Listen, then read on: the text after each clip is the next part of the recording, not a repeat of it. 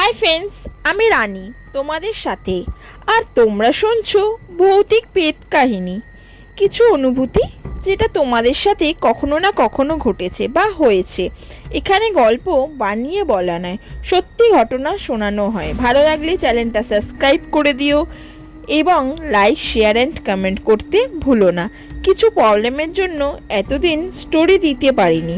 এবার থেকে রোজ সানডে রাত 10টায় তোমরা স্টোরি পাবে। তাই তোমরা যেভাবে আমাকে সাপোর্ট করেছো প্রথম থেকে, সেইভাবেই আমাকে সবসময় সাপোর্ট করো। চলো বেশি কথা না বলে এপিসোডটা স্টার্ট করা যাক। Episode number 4।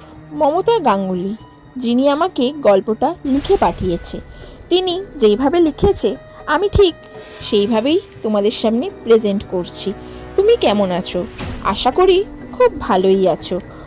তুমি আমার থেকে বয়সে অনেক ছোট। তোমার নতুন চ্যানেলের জন্য আমার অসংখ্য ভালোবাসা। তোমার গলায় গল্পগুলো শুনতে আমার ভীষণ ভালো লাগে এবং বেশি ভয়ঙ্কর লাগে। অনেকদিন কোনো গল্প আসেনি, তাই যদি আমার গল্পটা ভালো লাগে শুনি। এটা তার ভাইজির সাথে ঘটা একটা ঘটনা। গল্পটা হলো গড়িয়াহাটের পুরনো এক ফ্ল্যাটের গল্প। ঘটনাটা ঘটেছিল 2012 সালে। নাম অন্বেষা, এটা তার ছদ্মনাম। কিছু কারণের জন্য সে নিজের নামটা গোপন রাখছে। তাই অন্বেষা সরকারি চাকরি পেয়ে কলকাতায় আসার পর গড়িয়াহাটি এলাকায় একটা ফ্ল্যাট ভাড়া নেয়। ফ্ল্যাটটা ছিল বেশ পুরনো, কিন্তু ভাড়া কম ছিল বলে সে বেশি কিছু না ভেবেই তাড়াতাড়ি ফ্ল্যাটটা নিয়ে ফেলে এবং ফ্ল্যাটে শিফট করে। ফ্ল্যাটে ঢোকার প্রথম দিন থেকেই সে কিছু অদ্ভুত ব্যাপার লক্ষ্য করে এবং ফিল করে। সেটা হলো, রাত্রে সে যখন ঘুমোতো হঠাৎই তার মনে হতো কেউ যেন তাকে দেখছে। রান্নাঘর থেকে নানা কারণে বাসনপত্রের আওয়াজ শোনা যেত, অথচ সেখানে তাকে ছাড়া আর কেউ থাকতো না। সে প্রথমে ভেবেছিল হয়তো তার মনের ভুল হচ্ছে, কিন্তু ধীরে ধীরে পরিস্থিতি আরও খারাপ হতে থাকে। কিছুদিন এইভাবে কেটে যায়। এরপর একদিন রাত্রে অন্বেষা ঘুমোচ্ছিল। হঠাৎ সে লক্ষ্য করে তার ঘরের দরজার ফাঁক থেকে একটা ছায়া তার ঘরের ভেতরে ঢুকে আসছে, আর সেটা স্পষ্টভাবে বোঝা যাচ্ছিল। সে ভালোভাবে বোঝার জন্য একটু এগিয়ে দেখতে যায় এবং সে দেখে সেটা কোনো মানুষের ছায়া না। এই দেখে সে ভয়ে চেঁচিয়ে ওঠে, লাইট জ্বালায়, কিন্তু কাউকে সে দেখতে পায় না। এরপর থেকে সে প্রতিনিয়ত নানা কিছু অনুভব করত, যেমন বিছানার একপাশে কেউ যেন বসে আছে এবং নানা কারণে বিছানাটা মাঝে মাঝেই যেন দুলে উঠছে। এভাবেই কিছুদিন কেটে যায়। রাত্রে অন্বেষার ঘুম মাঝে মাঝেই ভেঙে যেত, কারণ কখনো কখনো সে আচমকা অনুভব করেই ঘুম থেকে উঠে পড়ত। এভাবেই একদিন সে ঘুম থেকে উঠে দেখে তার আলমারি দরজা নিজে থেকে খুলে যাচ্ছে এবং তার গোছানো জামা কাপড় কেউ যেন ছুঁড়ে ছুঁড়ে এদিক ওদিক করে ছড়িয়ে রাখছে। এভাবে কেটে যায় কিছুদিন।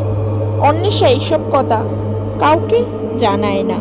প্রতিদিন তার সঙ্গে ঘটে যাওয়া এই কথাগুলো কারোর সঙ্গে শেয়ার করে না, কারণ সে যদি কারোর সঙ্গে এই সব শেয়ার করে, সেই মানুষটা তার কথা শুনে যদি তাকে নিয়ে হাসি ঠাট্টা করে এবং উল্টে অন্বেষাকে বলে যে তুমি এরকম শিক্ষিত মেয়ে হয়ে এইসব জিনিসে বিশ্বাস করো আর এইসব কথা বলছো। তাই এইসব নানা কথা অন্বেষা ভেবে কারোর সঙ্গে সেই সব কথা অন্বেষা শেয়ারও করে না। এভাবেই কিছুদিন কেটে যায়। সবচেয়ে ভয়ঙ্কর ঘটনা ঘটে এক রাত্রে। অন্বেষা অফিস থেকে সেদিন তাড়াতাড়ি আসার পর ঘুমিয়ে পড়ে। হঠাৎই সে রাত্রে ঘুমের মধ্যে অনুভব করে কেউ যেন তার গলা টিপে ধরেছে। চোখ মেলে অন্বেষা দেখতে পায় একটা আবছা ধোঁয়ার মতো অবয়ব তার ওপর ঝুঁকে আসছে। প্রচন্ড আতঙ্কে জোরে জোরে ঈশ্বরের নাম নিতে থাকে অন্বেষা, এবং ধীরে ধীরে ঈশ্বরের নাম কিছুক্ষণ নেওয়ার পর হঠাৎই অবয়বটা মিলিয়ে যায়।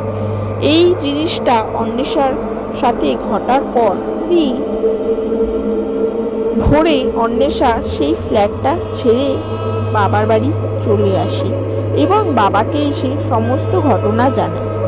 বাবা তারপর থেকে অন্বেষাকে কখনোই কলকাতায় থাকার অনুমতি দেয় না, এবং অন্বেষার কাছে সেদিন শোনার পর সে কলকাতায় এসে গড়িয়াহাটে সেই এলাকায় ফ্ল্যাটের কাছে কিছু দোকানদারদের এবং কিছু মানুষজনদেরকে জিজ্ঞাসা করে যে এখানে এই ফ্ল্যাটে কিছু তারা জানে কিনা। প্রথমে কোনো মানুষই কিছু বলতে চায় না। হঠাৎ অন্বেষার বাবা কাঁদতে কাঁদতে তাদের বলে তার মেয়ের সঙ্গে ঘটা সমস্ত ঘটনা।